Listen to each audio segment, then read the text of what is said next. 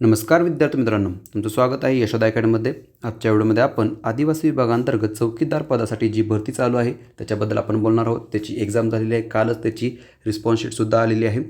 तर त्याचा cut off किती लागेल याच्यावरती आपण सविस्तर चर्चा करणार आहोत. काही विद्यार्थ्यांचे मला मेसेज येत आहे सर माझा 150च्या आसपास स्कोर आहे, 145 स्कोर आहे, माझं होईल की नाही, त्याच्यावरती सुद्धा आपण सविस्तर चर्चा करणार आहोत. जर तुम्हाला 150पर्यंत मार्क्स असतील तर चान्सेस आहेत का याच्यावरती आपण चर्चा करणार आहोत. त्यामुळे हा व्हिडिओ नक्की शेवटपर्यंत बघा. तसेच जर तुम्ही आपल्या चॅनलवर जर नवीन असाल तर चॅनलला नक्की सबस्क्राईब करा. खूप विद्यार्थी फक्त बघतात व्हिडिओ आणि सबस्क्राईब करणं असं करू नका. तुम्हाला जर वाटत असेल की हा कंटेंट चांगला आहे, माहिती चांगली असेल तर तुम्ही सबस्क्राईब नक्की करा. ठीक आहे. आणि जर तुम्ही काल जर रिस्पॉन्स शीट तुमची चेक केली असेल तर जो तुमचा स्कोर आहे तो तुम्हाला कमेंट बॉक्समध्ये सांगायचा आहे, जेणेकरून मी तुम्हाला तिथे तुमचं सांगेल की तुमचं होईल का नाही ते. ठीक आहे. आणि जो तुमचा स्कोर आहे तो खरा सांगायचा आहे. जर 140 असेल तर 160 सांगू नका, 140 सांगा. ठीक आहे. फक्त तुम्हाला तुमचा जो प्रकल्प आहे, कास्ट आहे ती सांगायची आहे आणि तुमचा स्कोर सांगायचा आहे. ठीक आहे. चला आजच्या व्हिडिओला सुरुवात करूया. आता महत्त्वाची गोष्ट, काल रिस्पॉन्स शीट आलेली आहे हे माहितीच आहे तुम्हाला. आणि त्याचं जे ऑब्जेक्शन आहे ती 7 ऑगस्ट ते 9 ऑगस्ट दरम्यान तुम्हाला ऑब्जेक्शन करायचं आहे. कालच्या व्हिडिओमध्ये सांगितलेलं आहे ऑब्जेक्शन कसं करायचं आहे, सविस्तर सांगितलेलं आहे. त्याचा जर व्हिडिओ तुम्ही बघितला नसेल तर व्हिडिओ बघून घ्या आणि तुम्ही ऑब्जेक्शन घेऊ शकता. ठीक आहे. आणि ऑब्जेक्शन फक्त 9 तारखेपर्यंतच घेऊ शकता. ठीक आहे. ही गोष्ट लक्षात ठेवा. आज 8 ऑगस्ट आहे आणि उद्याचं 9 ऑगस्ट. उद्यापर्यंतच तुम्ही काय करू शकता, ऑब्जेक्शन घेऊ शकता.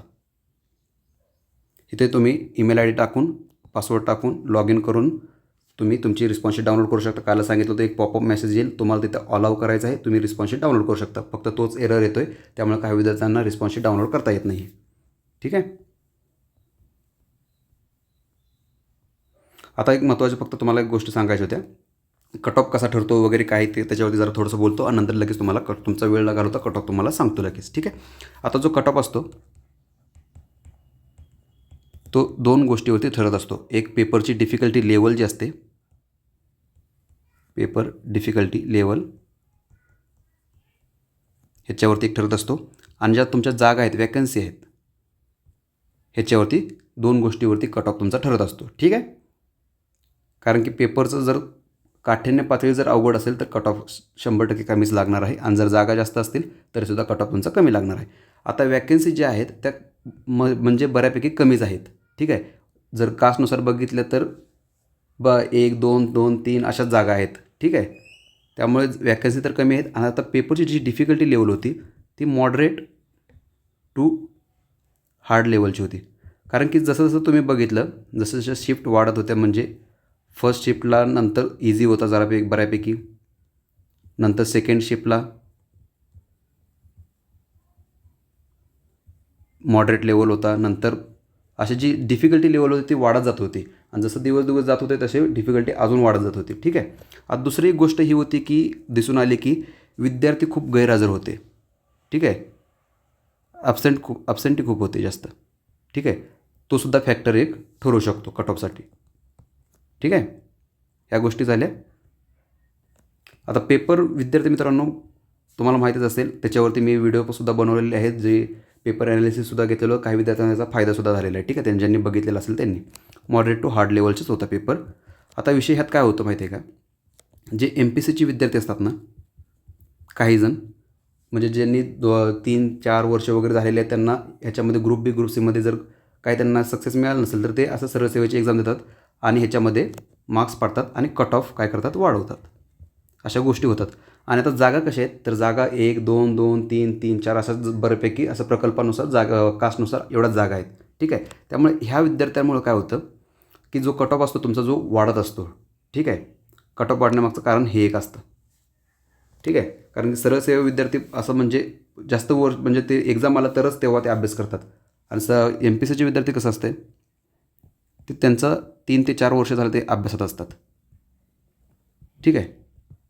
कारण त्यांचा जास्त अभ्यास झालेला असतो, त्यामुळे कट ऑफसुद्धा वाढत असतो. ठीक आहे. आता ह्याच्यामध्ये तुमची प्रोसेस काय असणार आहे, आत्ता जी रिस्पॉन्स शीट पहिली आली. ठीक आहे. रिस्पॉन्स शीट पहिली आली, ह्याच्यानंतर रिस्पॉन्स शीट दुसरी येणार आहे. आता ह्याच्यामध्ये तुम्हाला ऑब्जेक्शन घ्यायचे आहेत. जेवढे ऑब्जेक्शन जातील, जर ऑब्जेक्शन जास्त गेले तर सेकंड रिस्पॉन्स शीट यायला जास्त वेळ लागणार. जर ऑब्जेक्शन कमी गेले तर रिस्पॉन्स शीट लवकर येईल. ठीक आहे. आणि ह्याच्यानंतर तुमची काय लागेल, जनरल मेरिट लिस्ट लागेल आणि ह्याच्यानंतर फायनल मेरिट लिस्ट लागेल. ठीक आहे. रिस्पॉन्स शीट पहिली आलेली आहे कालच. रिस्पॉन्स शीट दुसरी कधी येईल आणि जनरल मेरिट लिस्ट म्हणजे आणि रिझल्ट कधी लागेल तुमचा जो आहे तो, त्याच्यावरती मी लवकरच व्हिडिओ बनवेल. त्यामुळे आपल्या चॅनलला नक्की सबस्क्राईब करून ठेवा, जेणेकरून तुम्हाला वेळेवर ती माहिती मिळत जाईल. ठीक आहे. आणि ह्याच्या व्यतिरिक्त जर तुम्हाला काय डाऊट असतील तर तुम्ही मला कमेंट बॉक्समध्ये विचारू शकता. ठीक आहे. आता कट ऑफवरती येऊया. जो मेन मुद्दा आहे आपला त्याच्यावरती येऊया आपण. ठीक आहे.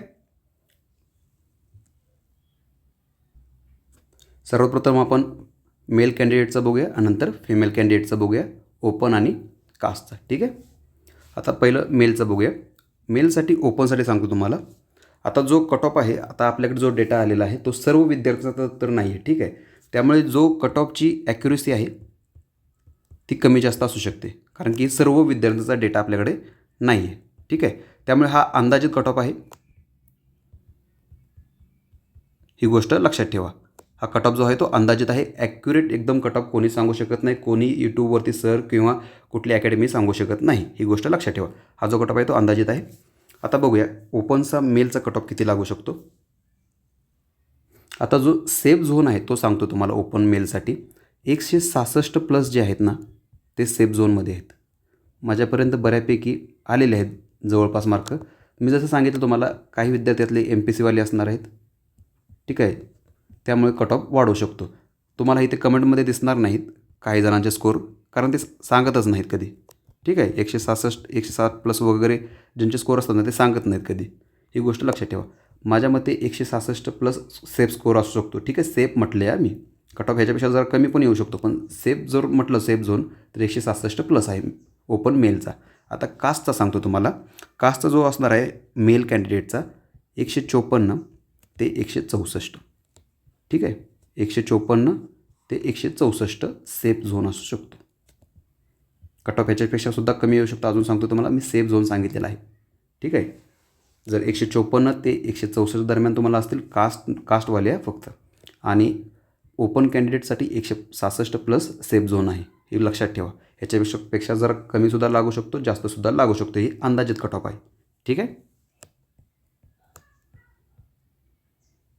ही गोष्ट लक्षात ठेवा. आता फिमेलचा बघू. अजून एकदा सांगतो. 166 प्लस आणि कास्टमध्ये 154 ते 164. ठीक आहे. ही रेंज लक्षात ठेवा. आता ह्याच्यामध्ये एक्स आर्मीवाले सुद्धा आहेत. त्यांचा कट ऑफ खूप कमी लागेल, त्यामुळे त्यांनी बिंदास राहावा. फक्त जर तुमच्यासाठी जर कॉम्पिटिशन नसेल तर ठीक आहे, पण तुमचं चान्सेस जास्त असतात. ठीक आहे, कारण स्पर्धा कमी असते. आता फिमेलचा बघूया. फिमेलचा ओपनचा आणि कास्टचा बघूया. आता ओपन कॅन्डिडेट जे आहेत फिमेलच्या, त्यांचा 160 प्लस हा सेफ झोन आहे. हा सेफ झोन आहे. आणि कास्टसाठी 148 ते 158 हा काय आहे, सेफ झोन आहे. ही रेंज जी आहे 148 ते 158 ही सेफ झोन आहे. ह्याच्यापेक्षा कमीसुद्धा लागू शकतो कट ऑफ. ठीक आहे. हा अंदाजित कट ऑफ आहे. अजून एकदा सांगतो, अंदाजित कट ऑफ आहे हा. तुम्हाला फक्त आता काय करायचं आहे, हा जो कट ऑफ मी सांगितला ओपन मेलचा किती सांगितला 166 प्लस आणि 154 ते कास्टचा 154 ते 164 ही रेंज, आणि फिमेलसाठी 160 आणि 148 ते कास्टसाठी 158. ठीक आहे, ही रेंज सांगितली. आता तुम्हाला काय करायचं आहे, कमेंटमध्ये मला तुमचा जो स्कोर आहे, जर तुम्ही रिस्पॉन्स शीट चेक केली असेल तर मला तुमचा कमेंटमध्ये स्कोर सांगायचा आहे. जर तुम्ही रिस्पॉन्स शीट चेक केली नसेल तर चेक करा आणि नंतर तुमचा स्कोर जो आहे तो कमेंटमध्ये सांगा. फक्त तुम्हाला काय करायचं आहे, तुमचा जो प्रकल्प आहे, प्रकल्प नंतर कास्ट डॅश करायचं आहे आणि तुमचा जो स्कोर आहे XYZ. ठीक आहे, फक्त जो खरा स्कोर आहे तोच सांगा. ठीक आहे, जेणेकरून मला तुमचा सांगता येईल की तुमचं होईल की नाही ते. ठीक आहे, कमेंटमध्ये तुम्हाला मी उत्तर देईल. फक्त सगळ्यांनी कमेंट करायचा प्रयत्न करा. ठीक आहे. आणि जर हा व्हिडिओ, ही माहिती जर तुम्हाला आवडली असेल तर व्हिडिओला नक्की लाईक करा. आणि जर तुम्ही आपल्या चॅनल जर अजून सबस्क्राईब केलं असेल तर नक्की सबस्क्राईब करा. विद्यार्थी मित्रांनो, जर तुम्हाला कंटेंट आवडत असेल, माहिती आवडत असेल तर नक्की सबस्क्राईब करा. तसेच तुम्ही जर आपल्या टेलिग्राम चॅनलला जर जॉईन झाला नसेल तर नक्की जॉईन व्हा. त्याची जी लिंक आहे ती तुम्हाला डिस्क्रिप्शन बॉक्समध्ये भेटेल.